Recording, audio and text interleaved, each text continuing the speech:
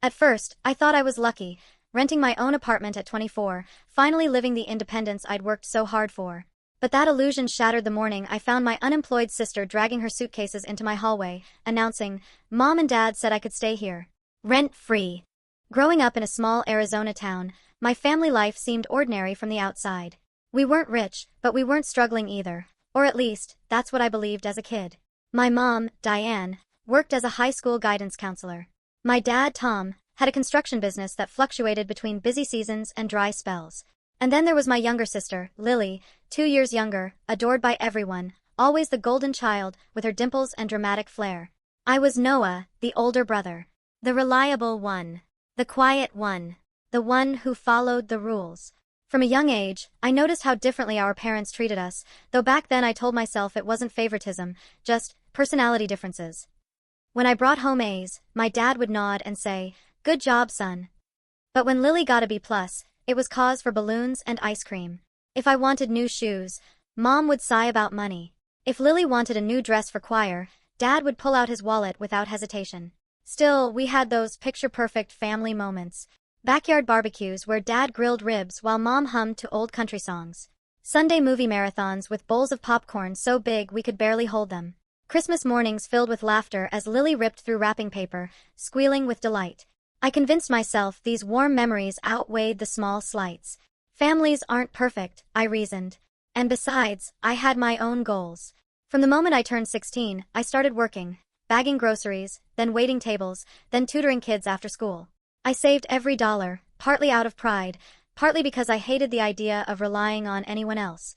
I told myself that if I worked hard enough, I could carve out a future that wasn't dictated by my parents' uneven attention. Meanwhile, Lily floated. She was charming, yes, but allergic to responsibility. She bounced between hobbies like she was trying on outfits: theater club, cheerleading, painting, yoga. Each time she quit, Mom would say, "She's just exploring herself." Each time she failed, Dad would shrug, "She's still young." By the time I graduated high school, I'd scraped together enough for a used car and the first semester of community college. I remember that day so clearly, me holding my acceptance letter, glowing with pride, while my parents smiled politely before turning their attention back to Lily's latest art showcase, which, truth be told, was just doodles tacked onto poster board. It stung, but I pushed it down. College was my turning point. I worked days at a bookstore, nights delivering pizzas, and squeezed classes in between. While other kids partied, I counted tips and packed PB&J sandwiches. It wasn't glamorous, but it was mine. I kept telling myself, independence is worth it. And eventually, it paid off. At 24, I landed a stable job as a junior financial analyst in Phoenix. With steady income, I finally signed the lease on a modest but modern 2-bedroom apartment. Nothing fancy, but it had hardwood floors, a balcony that overlooked the city lights, and, most importantly, it was mine. I felt like I'd made it. For once, I wasn't just the responsible one in my family. I was Noah, independent adult, carving his own path. Of course, my parents had mixed reactions. Dad gave me a firm handshake and a half-smile, saying, "Good for you, son." Mom commented that it was a lot of responsibility for someone your age, but still brought me a basket of housewarming muffins. Lily, predictably, rolled her eyes and said, "Why would you want to waste money living alone? I'd rather just stay home and not pay rent." I laughed it off. Typical Lily, I thought. Always dismissive of hard work, always cushioned by our parents' constant safety net. But deep down, I had a nagging feeling. A whisper I couldn't quite silence. What happens when Lily runs out of rope? Still, life in the new apartment started off beautifully. I decorated it with cheap IKEA furniture and thrift store finds, adding personal touches, framed prints of my favorite landscapes, shelves lined with books I'd collected since high school, a tiny coffee maker that sputtered to life each morning like it was cheering me on. For the first time, I felt free. No more sighs about money. No more guilt trips for being selfish. No more overshadowing by my sister's dramatics. Just me, building the life I'd fought so hard for. I invited friends over for game nights, cooked pasta dinners in my small kitchen, and sat out on the balcony at night, sipping tea while the city buzzed below. Independence felt intoxicating. When my parents visited, they seemed proud in their own muted way.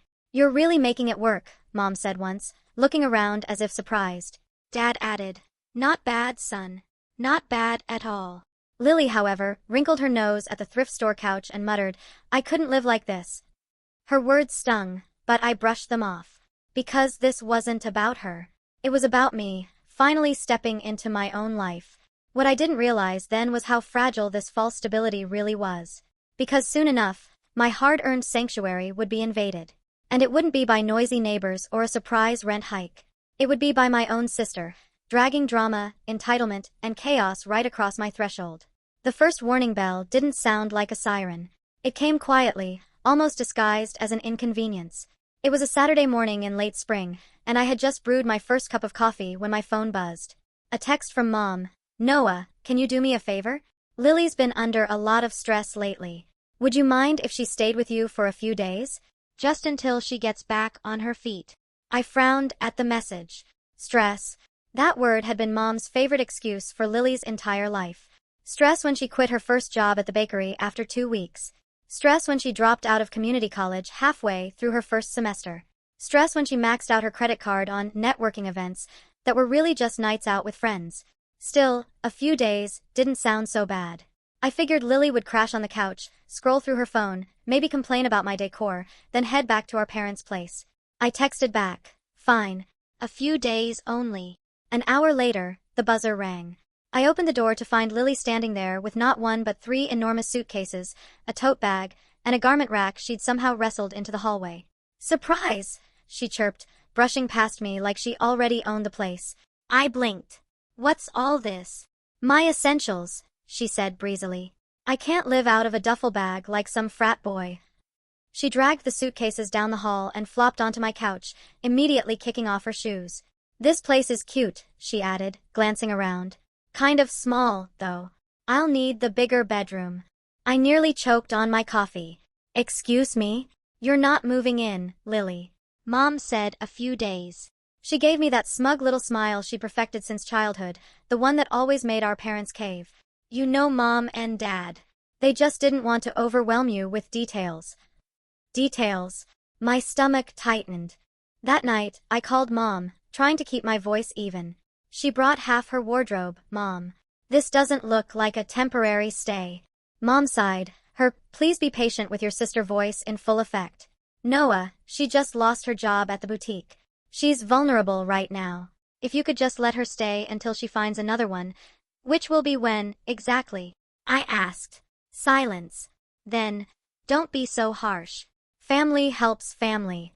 I hung up, frustration gnawing at me. Over the next few days, Lily's presence started to seep into every corner of my apartment.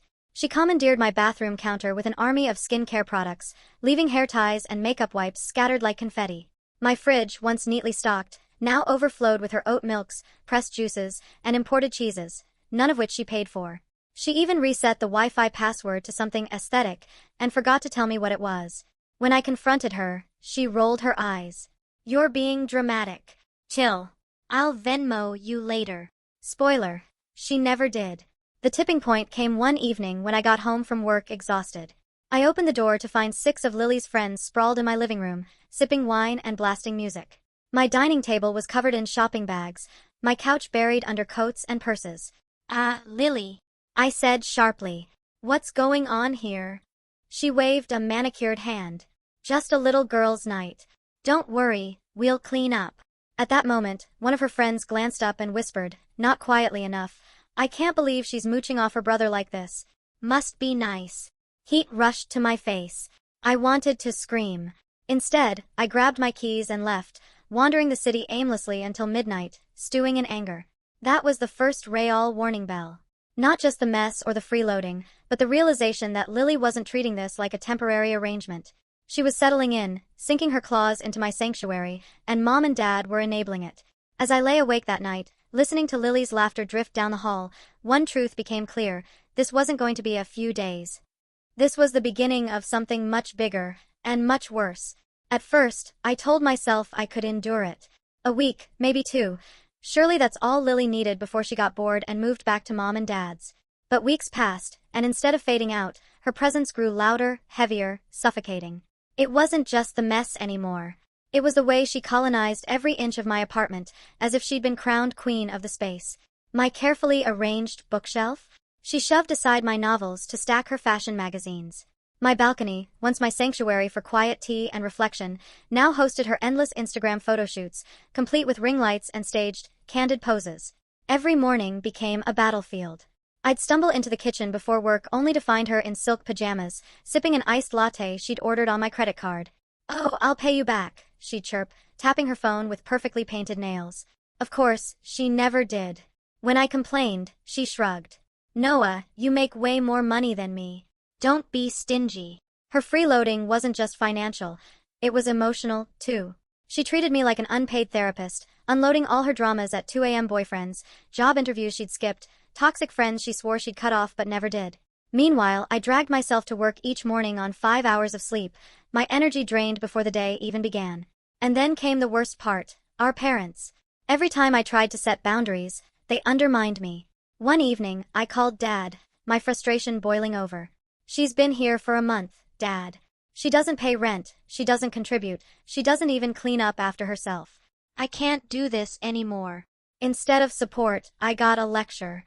"Noah, don't be selfish. Your sister's going through a hard time. You're her brother, it's your job to step up." "My job?" I snapped. "I already pay for this place. I already worked my butt off to make this life possible. Why is it my responsibility to carry her too?" Dad's voice hardened. "Because family comes first. Stop acting like money is more important than blood." That phrase echoed in my head long after I hung up. Money over blood. But wasn't it Lily who was bleeding me dry? Soon, I started noticing subtle changes in how my parents spoke to me. Shorter calls. Passive-aggressive comments about how I needed to loosen up. Mom even said once, "It's a good thing Lily has a place to stay, since you don't have a wife or kids to take care of." It felt like they'd rewritten reality. I wasn't their son who'd worked 2 jobs through college, who paid his bills on time, who carved out independence. I was just the convenient safety net for their daughter.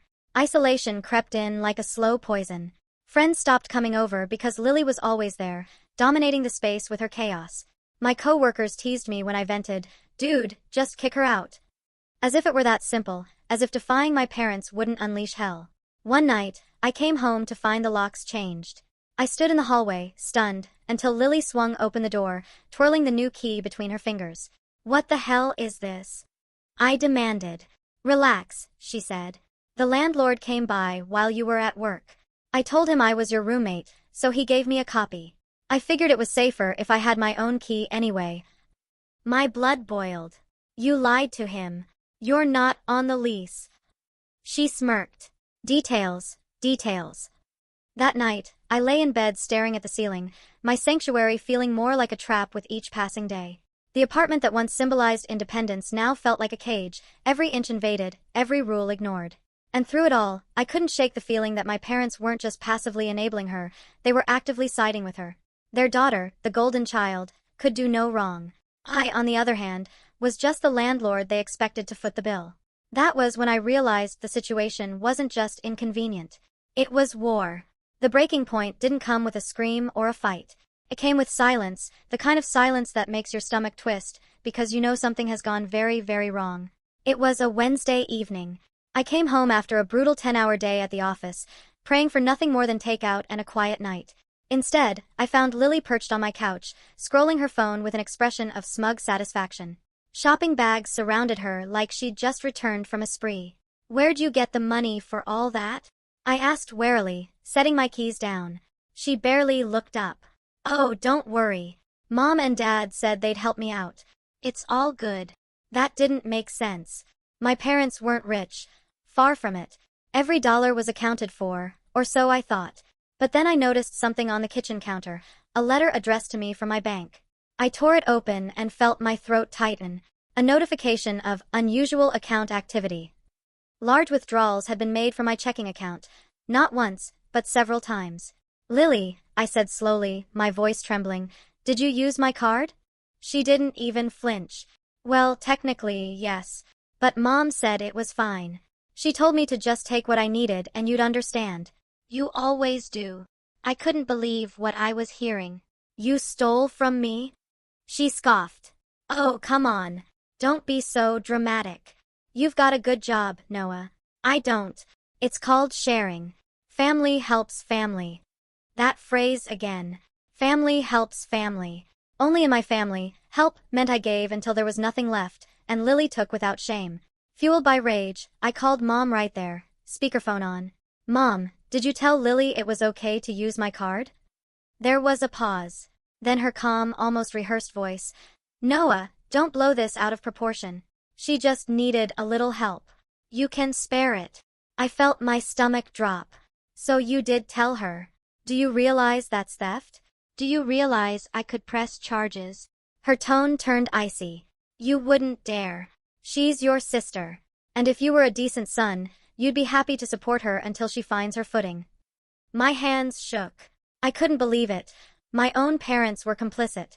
They hadn't just excused Lily's freeloading, they'd sanctioned outright theft from me. Later that night, still fuming, I dug deeper. I combed through my bank app, credit card statements, even my email. And what I found made my blood run cold. Lily hadn't just used my card for clothes and takeout. She'd charged Uber rides, salon visits, even a weekend getaway with her friends. Thousands of dollars. Gone. The next day, I confronted her with the evidence. She rolled her eyes. God, you're so uptight. You'll get it back eventually. Relax. Get it back? From who? I demanded. You don't have a job. You don't even pay for your own groceries. She smirked. Mom and Dad said they'll cover me until I'm stable. And they said if you keep harassing me, they'll talk to the landlord about having me put on the lease. That stopped me cold. The lease? Are you insane? This is my apartment. I pay for it. You have no right. But then she showed me her phone, flashing a text from Dad. Don't let Noah bully you. If he makes trouble, we'll take care of it. You deserve to feel safe there. Safe. That word echoed in my head like poison. Safe. What about me? What about the home I'd built with my own sweat, my own money? It was then that I realized the horrifying truth. This wasn't just Lily being entitled. This was my parents actively scheming with her to undermine me. To turn my sanctuary into her safety net, at my expense. That night, I sat in the dark, staring at the glowing city skyline from my balcony, my chest tight with betrayal. 4 years, I'd suspected favoritism. 4 years, I'd convinced myself it was harmless. But this was deliberate. They weren't just enabling her. They were against me. And if I didn't fight back, I knew exactly how this story would end, with my sister officially planted in my apartment, my parents cheering her on, and me shoved aside like I was nothing more than the bank account they could bleed dry. The revelation hit me like a thunderclap. My own family didn't just fail me. They were my enemies. The night I realized my parents weren't just enabling Lily but actively siding with her, something inside me shifted. The shock morphed into anger, and then that anger hardened into resolve. If they wanted to treat me like a disposable ATM, they were about to find out just how wrong they were. My first move was simple. Gather evidence. I spent hours combing through my bank records, screenshotting every unauthorized charge Lily had made. I printed receipts from the boutique stores, rideshare apps, even the luxury spa she'd splurged on. Each one painted the same story: theft, sanctioned by my own parents. But evidence alone wouldn't protect me. I needed allies. So, I turned to Marcus, my closest friend since college. When I laid everything out on his kitchen table, the receipts, the screenshots, the texts from my parents, his eyes widened. Noah, he said slowly, this isn't just freeloading. This is fraud. They're stealing from you. I know, I muttered, running a hand through my hair. But they're family. If I take this public, I'll look like the villain. Everyone will say I'm turning against my sister. Marcus leaned forward, his voice firm. You either fight back, or they'll bleed you dry. What's more important, protecting their image or protecting your life? His words hit me like a punch. 4 years, I'd been the dutiful son, the one who sacrificed in silence.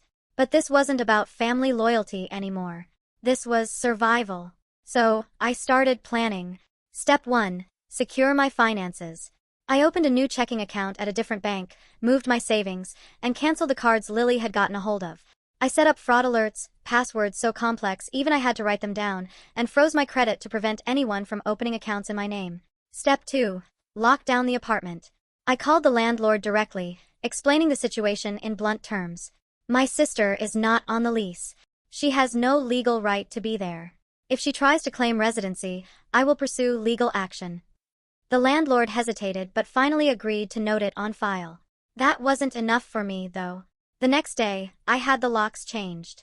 When Lily came home to find her key useless, she exploded. "You can't do this," she shrieked, pounding on the door. I opened it just enough to face her. "Yes, I can. This is my apartment. You're here as a guest. And if you keep stealing from me, you won't be here at all."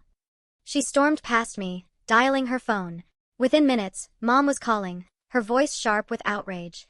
"Noah, how could you humiliate your sister like this?" She called me in tears. Maybe she should cry over the thousands she stole from me. *T back. "You're defending a thief." Mom's voice dropped to a chilling calm. "If you push her out, don't expect us to stand by you. Family stands together." I almost laughed. Then why is my family standing against me? And I hung up. Step 3. Prepare for the inevitable showdown. Marcus connected me with a coworker of his, Dana, who was studying law and eager to help. She walked me through my rights as a tenant, what constituted theft, and how to document everything in case this escalated to court. Her advice was clear: keep a paper trail. If your parents try to twist the story, you'll have proof. Judges don't care about family drama. They care about facts. So that's what I did. I kept a journal of every incident, every unauthorized purchase, every threatening text, every time Lily refused to leave. The thicker the file grew, the stronger I felt. But the real counterstrike came when I discovered something Lily hadn't expected: her own carelessness. One night, after she passed out on the couch surrounded by takeout boxes, her phone buzzed with a notification. Against my better judgment, I glanced at the screen. It was an email receipt for a new designer handbag, billed to my card. Except this time, she'd had it delivered to our parents' house. That was the smoking G*N. Proof that they weren't just condoning the theft, they were benefiting from it. The next morning, I printed the receipt and tucked it into my growing file. Then I made my decision. If they wanted war, I would give them one. But it wouldn't be a shouting match in the living room. It would be a carefully planned, meticulously documented fight, one where I held all the cards. For the first time in weeks, I felt a flicker of control. This wasn't just about protecting my apartment anymore. This was about drawing a line in the sand, one I should have drawn years ago. And when the moment came to strike back, I would be ready. The showdown came sooner than I expected. It started with a knock on my door late on a Saturday morning. I'd been sorting through paperwork at the kitchen table, receipts, statements, my carefully built file of evidence, when the pounding started. Not the timid tap of a visitor, but an insistent thud that made my walls vibrate. When I opened the door, Lily stood there with Mom and Dad flanking her like bodyguards. Her arms were crossed, her chin tilted upward, that smug smile plastered on her face. Mom's lips were pressed tight, Dad's eyes dark with anger. "We need to talk," Mom said flatly, pushing past me before I could answer. I clenched my jaw but stepped aside, my pulse pounding. This was it. Lily plopped onto the couch like she owned it. Dad loomed near the door, his arms crossed. Mom went straight into her practiced, guilt-laced speech. "Noah, this has gone far enough. You've humiliated your sister, locked her out, treated her like a criminal. She is your family. We raised you better than this." I set my folder of evidence on the table deliberately. If Lily wants to act like a criminal, then I'll treat her like one. She's been stealing from me, Mom. Thousands of dollars. And you've been condoning it. Dad's voice thundered. "Watch your mouth." "No," I snapped, surprising even myself with the steel in my tone. "I'm done being quiet. Look at this." I flipped open the folder, sliding copies of the receipts across the table. Bank statements, screenshots, the handbag order delivered to their own address. "You told her to use my account. You told her it was fine. You even took deliveries bought with my money." Mom's face paled. Dad's jaw tightened, but he said nothing. Lily rolled her eyes. "You're so dramatic. It's not like you can't afford it." "Afford it?" I barked. "That's not the point. You don't take what isn't yours. And you," I pointed at my parents, "enabled her, lied for her, covered for her, all while telling me family comes first." The room went tense. For a moment, all I could hear was the hum of the fridge. Finally, Dad stepped forward. "Here's how it's going to be. Lily is moving in permanently. We'll talk to the landlord and get her on the lease. You'll split the costs, like real siblings should. Or," he paused, his voice low and menacing, "we'll make sure everyone knows how selfish you are. You want to drag your own family to court? You'll look pathetic." My chest tightened, but I forced myself to stand tall. Go ahead. Because I already have everything documented. Every charge. Every text. Every word you've said. If this goes to court, the judge won't see a selfish son. They'll see parents exploiting their child and a sister committing fraud. I pulled out my phone and tapped the screen. The recording app glowed red.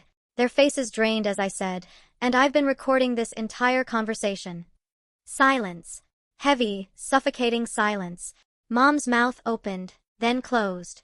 Dad's fists clenched, but he didn't move. Lily shifted uncomfortably on the couch for the first time. You wouldn't dare, Mom whispered. Try me, I said coldly. Because if you don't leave this apartment right now, I'll file the report tonight. And when it hits the police, the landlord, and maybe even social media, you'll have more than just me to deal with. You'll have the law. For the first time, I saw fear flicker in Lily's eyes. She grabbed her bag and stood, muttering under her breath. Mom followed, her face tight with fury. Dad lingered a moment longer, glaring at me like he wanted to break me in half. This isn't over, he growled. Yeah, I said, my voice steady. It is. They slammed the door behind them, leaving me in the quiet aftermath. My hands were shaking, adrenaline coursing through my veins, but I felt something I hadn't in months: control. The battle wasn't completely won. I knew they'd try to come back, to twist the narrative, to paint me as the villain to anyone who'd listen. But I had my evidence. I had my file. And now, I had proof that they were willing to cross every line to get what they wanted. That night, I emailed everything, the receipts, the recordings, the screenshots, to Dana, the law student. Her reply came quickly. This is airtight, Noah. If they push again, you'll win. Stay strong. For the first time since Lily dragged her suitcases into my home, I slept without fear. Because the final showdown wasn't just about my apartment. It was about reclaiming my life. And I'd finally proven, to them and to myself, that I wasn't theirs to control anymore. The morning after the showdown, my apartment felt eerily quiet. For months it had been overrun with Lily's chatter, her music, her friends. Now, with her gone, the silence felt almost holy. I made myself coffee and sat by the window, watching the city wake up. For the first time in a long while, I didn't feel like a stranger in my own home. But peace came hand in hand with exhaustion. My nerves were frayed, my body heavy, as if all the tension I'd been carrying had finally crashed down. I realized I had been living in survival mode for months, and now that the storm had passed, my body was demanding rest. Still, I wasn't naive. My parents weren't going to just slink away in shame. They'd built their whole narrative around Lily as the golden child, and me as the workhorse who could be exploited. People like that don't admit defeat. They regroup. And sure enough, within days, the backlash began. I got calls from relatives I hadn't spoken to in years. My aunt left a voicemail scolding me for humiliating your sister in front of your parents. A cousin texted, heard you went nuclear over a little money. Chill out, bro. Word was spreading fast, twisted and reshaped to make me look like the villain. But this time, I was ready. I sent my file of evidence, the screenshots, the receipts, the recordings, to the relatives who reached out. Some went silent after that. Others called back, sheepish, admitting they hadn't known the full story. And while my extended family squabbled over who to believe, I focused on reclaiming my life. The first step was repairing my finances. With Dana's help, I filed a fraud report with my bank. Within weeks, I recovered some of the stolen funds. It wasn't everything, but it was enough to stabilize me. I changed every password, set up two-factor authentication, and made sure no one, not even my parents, could ever access my accounts again. The second step was reclaiming my space. I deep-cleaned the apartment, scrubbing away the grime Lily had left behind. I donated the piles of abandoned clothes and makeup to charity. By the end, the apartment felt new, like I'd pressed a reset button on my life. The third step was something I hadn't expected: healing emotionally. Marcus, who had been my rock throughout the ordeal, invited me out more. We grabbed beers, went hiking, talked about anything but family drama. Slowly, the heaviness lifted. I started sleeping through the night again. One evening, sitting on the balcony with Marcus, I confessed, "It feels like I lost my family." He shook his head. "No.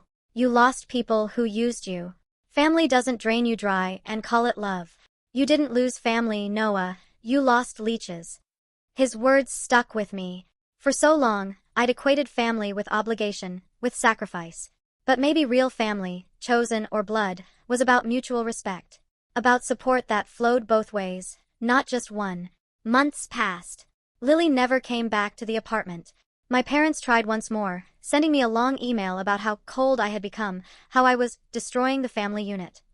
I didn't reply. Instead, I forwarded the message to Dana, adding it to my growing file, not because I wanted revenge, but because I refused to let them rewrite history. The irony was, the distance brought me closer to peace than I'd ever felt living under their expectations. I poured my energy into work, picked up painting again, and even started saving toward buying my own condo, one with a second bedroom I could turn into an art studio. Sometimes, when I thought about Lily, I felt a pang of sadness. She wasn't just my sister. She had once been my childhood playmate, the girl I built blanket forts with, the one who laughed at dumb cartoons with me.